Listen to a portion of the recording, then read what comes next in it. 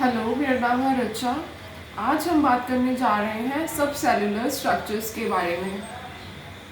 सब cellular structures क्या होती है? जनरली एक जो सेल है which is known as fundamental unit of life, it is made up of various structure inside it. Intracellularly ये बहुत सारे ऐसे स्ट्रक्चर्स के साथ बंधा होता है जो इसको कंपोज करते हैं।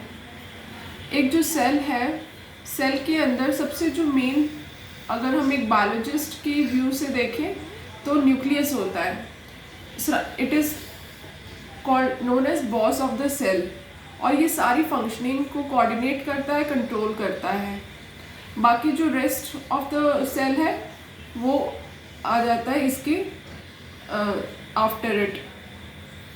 इसके अलावा ये जो सेल है, सेल हमेशा से ओवल या राउंडेड स्ट्रक्चर में नहीं होते, बल्कि ये फ्लैट भी होते हैं, स्क्वैमस भी होते हैं, कॉलमनर भी होते हैं, क्यूबाइडल भी होते हैं और पिरामिडल भी होते हैं। सरफेस में सीलिया और माइक्रोविलाई भी होती है। इस तरह की स्ट्रक्चर जो है वो सेल की होती है। लेकिन सिर्फ ब्लड स्ट्रीम में जो सेल है वो ओवल या राउंडेड शेप में होते हैं। अब ये जो सेल है, सेल की अगर हम पिक्चर देखें तो न्यूक्लियस एक इलेक्ट्रॉन माइक्रोस्कोप जो स्ट्रक्चर है उसमें जो सेल का जो सेंटर पोर्शन है, डार्क रीजन है, उसको न्यूक्लियस कहते हैं। और जो इसके अंदर क्रोमेटिन नज़र आते हैं, जो लाइट एरिया नज़र आता है वो यूक्रोमेटिन का होता है जो हाईली एक्टिव होता है, और जो डार्क एरिया होता है वो हेट्रोक्रोमेटिन का होता है जो लेस एक्टिव होता है। और इसके साथ में अलॉन्ग में रफ एंडोप्लाज्मिक रेटिकुलम की जो एजेस है वो नज़र आती हैं, और जो कि प्रोटीन सिंथेसिस में हेल्प करता है, एंटीबॉडीज बनाने का काम करता है, which are packed and sent to the vesicles through the microtubule outside the cells in the form of vesicles। ये ट्रांसपोर्ट हो जाती है राइबोसोम्स के थ्रू। जो सेल मेम्ब्रेन इन्वेजिनेट होता है और फाइनली सिक्रीट करता है इन वेसिकल्स को outside the cells in the form of immunoglobins. ये इम्यूनोग्लोबिन्स फाइनली अपने डेस्टिनेशंस में according to their conformation and changes and the kind of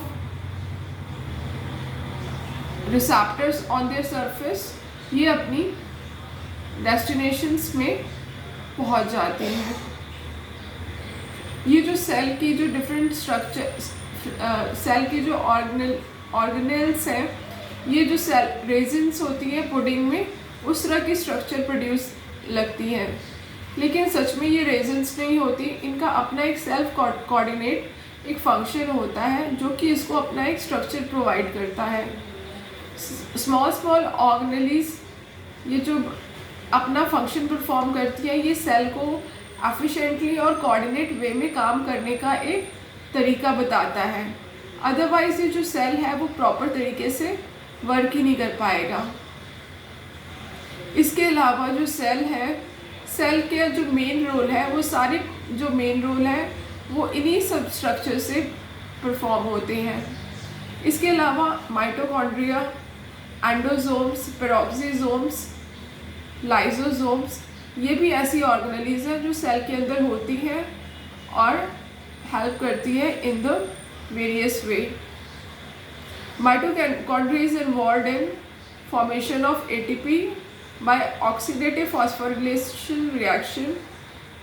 और जो मेम्ब्रेन है, वेसिकल्स है, पेरोक्सीसोम्स, एंडोसोम्स, इनके जो वेसिकल्स हैं, इनके जो मेम्ब्रेन है, ये बार बार बदलते रहते हैं। दोबारा जो है वो डीजनरेट होके दोबारा से बनते रहते हैं, फॉर्मेशन होती रहती है, और जो वेसिकल्स हैं वो सिक्रेट आउट होते रहते हैं। इस तरह से पूरा मैकेनिज्म जो है सेल के अंदर का वो कोऑर्डिनेटेड वे पे चलता है, जिसका कंट्रोल न्यूक्लियस के अंदर होता है। आज के लिए बस इतना ही। प्लीज़ सब्सक्राइब करें।